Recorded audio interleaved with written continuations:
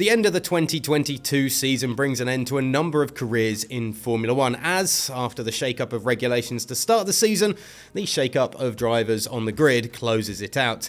Sebastian Vettel was probably the biggest name to leave the sport, but the four-time world champion departs along with Nicholas Latifi, Mick Schumacher and Danny Ricciardo in tow, although the latter will still be a reserve driver with Red Bull Racing next season. But who will be replacing them?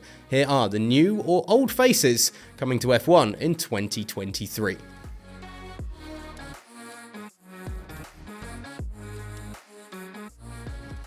Hardly a new kid on the block, Nico Hülkenberg returns to the sport as a main driver with Haas F1.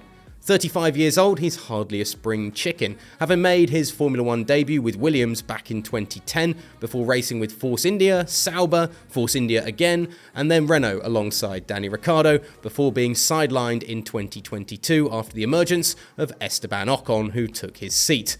Since then, he's made the odd appearance with Racing Point and Aston Martin and does hold a Formula One record, although not one that he'd like to keep. He's the driver with the most races in the sport without ever being on the podium.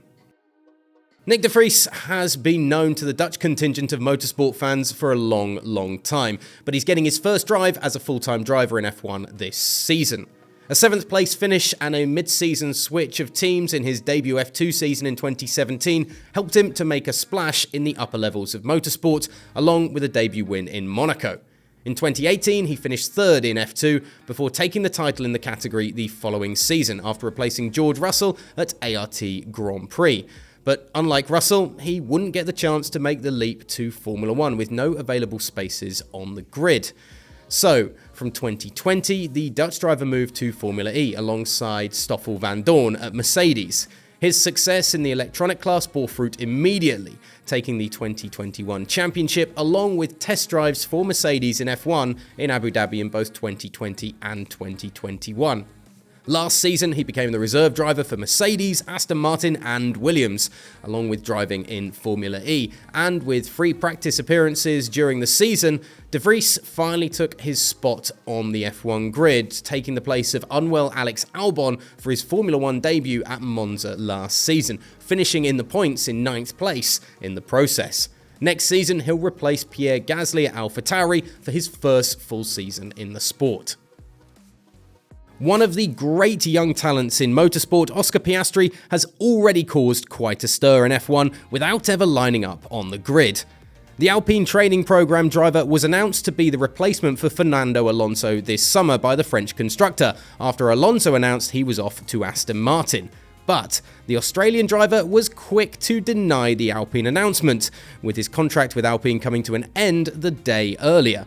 As a free agent, Piastri had and was able to join McLaren for 2023 to replace Danny Ricciardo. A legal dispute over the contract rights to the driver was fought by the two constructors, with McLaren winning. The Formula Renault Eurocup winner of 2019 and former Formula 3 and 2 champion will have a weight of expectation on his shoulders in his first season in F1. Will he be worth the fight that McLaren put up for him? Many will be glad to see the back of Nicholas Latifi from Williams. Cue Lewis Hamilton fan cheers. And his replacement for 2023 will be the American Logan Sargeant.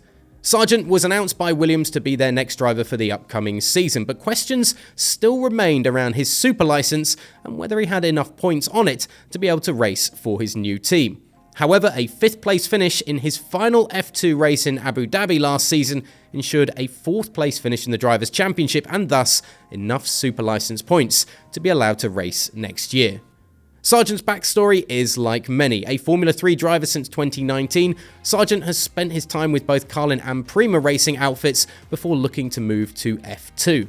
However, the American didn't have the finances to make the switch to F2 in 2021, having to wait another season until 2022 to make the next jump up. That year saw him driving for Carlin in F2, putting wins in Austria and Great Britain to his name and becoming the first American driver to take victories in that level of motorsport.